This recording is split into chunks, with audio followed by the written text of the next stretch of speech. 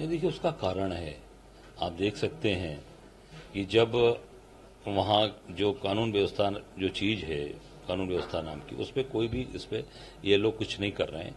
वहाँ की lieutenant governor जो हैं वो आप देख सकते हैं तमाम उनके ऊपर अभी एक उनके बच्चे की शादी में उन्होंने सरकारी फंड का पैसा इस्तेमाल किया है। ये पूरी तरीके से ऑन द रिकॉर्ड चल रहा है। उसके बाद अभी आप सबके माध्यम से जानकारी में आया कि उनको और विशेष पावर दिया जा रहा है।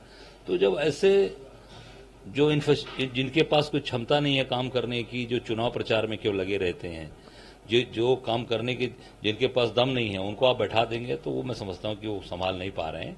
और अमित शाह जी का सीधे डायरेक्ट वहां पर इन्वॉल्वमेंट है। इस देखना चाहिए कि जो गृह मंत्री, जो लेफ्टिनेंट गवर्नर, जो लोग वहां बड़ी बड़ी बात कर रहे हैं, ये पूरी तरीके से ये नाकामयाब हैं।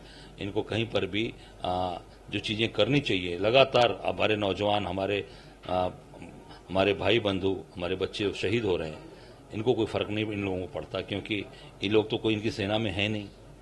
गुजरात का आदमी तो सेना के अंदर है नहीं, तो इनको कोई फर्क नहीं पड़ता। हम सब कांग्रेस के लोग बहुत ही इसमें पूरी तरीके से शोक व्यक्त करते हैं, दुख व्यक्त करते हैं और अपनी श्रद्धांजलि अर्पित करते हैं नौजवान अपने बहादुर साथियों के लिए।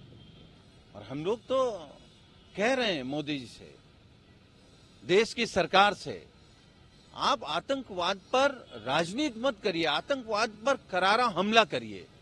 पूरा देश आपके साथ है, लेकिन जो जवान हर दूसरे हर तीसरे शहीद हो रहे हैं, ये अच्छी खबरें नहीं है। सबसे लचर कार्यकाल है, सबसे कमजोर कार्यकाल है। अब जुबानी जमा खर्च के अलावा कुछ बचा नहीं। मैं सबसे पहले 4 सैनिकों और एक अधिकारी, 5 जो जवान हमारे उन्होंने सर्वोच्च बलिदान दिया है, शहादत प्राप्त की, मैं उन्हें श्रद्धांजलि देता हूं। आप देखें 38 दिनों के अंदर 9 हमले हो चुके हैं। 12 हमारे जवान सर्वोच्च बलिदान देते हुए शहीद हो चुके हैं। 13 हमारे सैनिक जीवन और मौत के बीच संघर्ष कर रहे हैं। 10 निर्दोष नागरिक उनकी जान गई है। इन्हीं दिनों में 44 सिविलियन घायल हैं, जीवन मौत के बीच संघर्ष कर रहे हैं। और सबसे ज्यादा चिंता का विषय है, जो कल तक घाटियों में छिप के होता था, वो जम्मू रीजन तक पहुंच गया है। मोदी सरकार एक कमजोर, बुज़दिल सरकार है। थोड़ी प्रेरणा ले इंदिरा गांधी से, घूमने को इटली और सोवियत रूस से शांति की बात की फुर्सत मिली हो, और देश की सुरक्षा में अपने कुछ करो। और भारतीय जनता पार्टी के बड़े बड़े नेता सिर्फ गाल बजा रहे हैं, सिर्फ कह रहे हैं कि नोटबंदी से आतंकवाद खत्म हो गया है। जब से नरेंद्र मोदी जी ने सत्ता संभाली है तीसरी बार, तब से ये 8वां या 9वां हमला है। इस तरीके के कायरतापूर्ण हमले आखिर भारतीय सेना पर अचानक बढ़ क्यों गए हैं?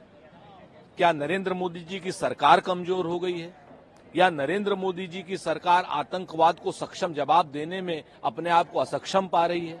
अगर ऐसा है तो उन्हें सर्वदलीय बैठक बुलानी चाहिए, ताकि इस पर विस्तृत बात हो सके।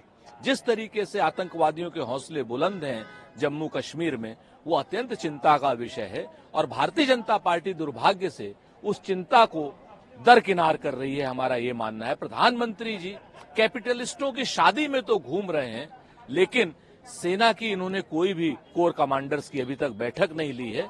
जब से तीसरी बार सरकार आई है, तब से अब तक जितने भी हमले हुए हैं, वो लगातार चिंता का विषय हैं। भारतीय सेना को, नरेंद्र मोदी जी को चाहिए कि इस पर गंभीरता से काम करें।